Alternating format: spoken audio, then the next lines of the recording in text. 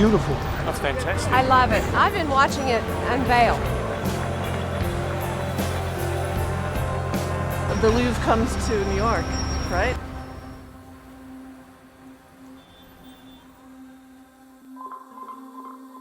All these things spring from your intuition.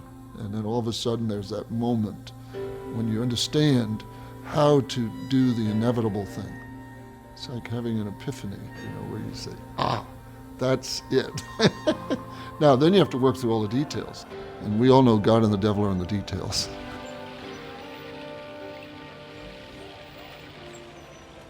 We're at the epicenter of the most luxurious part of New York City. So you've got a number of enterprises that are world-renowned within a stone's throw. And even though Apple is known and appreciated and loved throughout the world, this will help to take it to even another level. The General Motors building is a great building.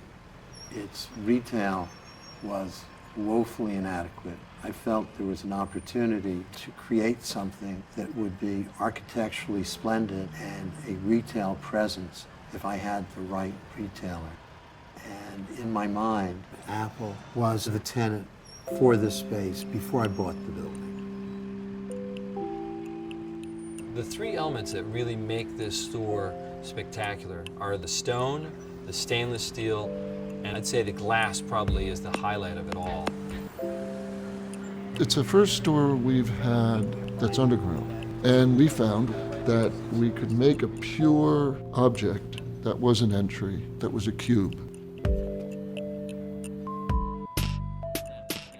When the cube was presented to me, I was really overwhelmed.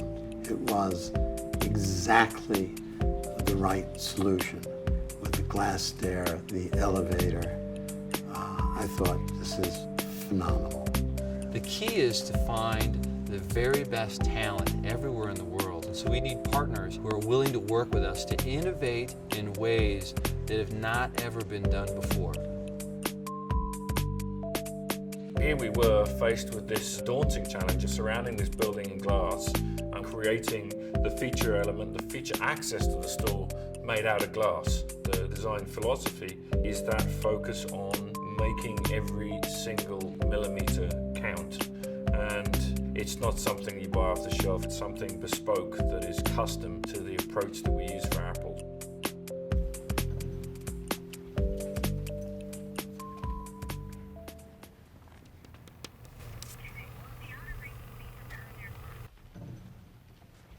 There's a difference in shade here. What kind of breakage are you getting on this batch? I would say about 20%. We're going to do some shuffling of pieces right now. You think we can call Giovanni now? Right. Our stone comes from a small village outside of Florence, and our goal is to find a level of perfection that is rarely found in nature. The material has a number of natural variations, and therefore the real challenge is to find in nature something that looks like it is not natural, but in reality it is natural.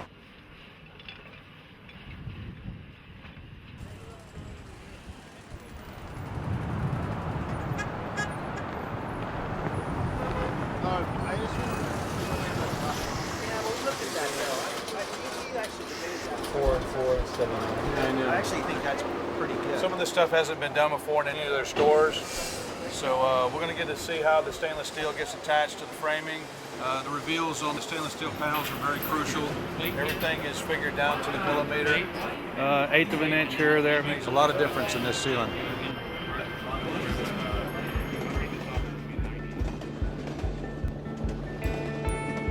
The stainless steel for our stores, it's all fabricated, manufactured in Japan. And the polish we use for our stainless steel is so pure in its reflection that it's beyond any mirror you've ever seen before. The next step was to create a limited amount of refraction. In that, we found a blasting mix of very fine materials that if you hold them, feel as though they are baking powder.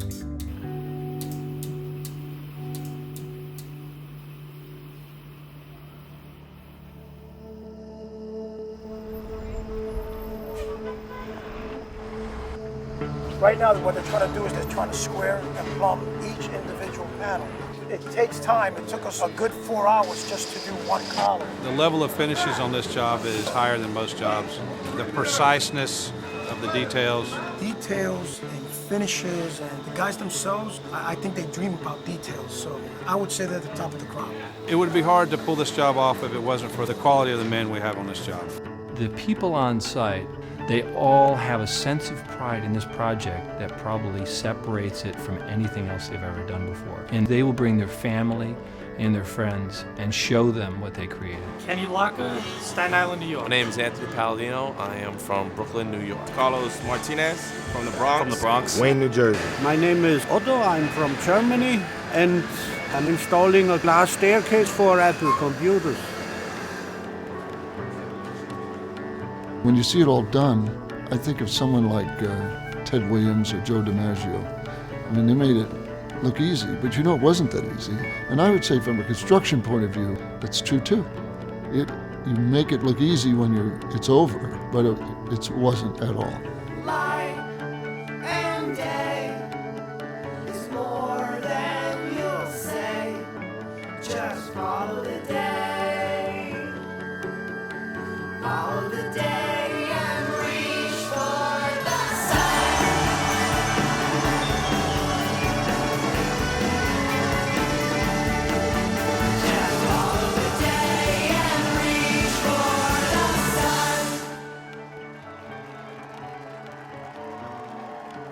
Apple has surely made a permanent imprint on the skyline of Manhattan. Generally, an imprint on the skyline is something that's 50, 60 stories high. They did it in 32 feet. And that cube will be an icon for the city for years and years to come.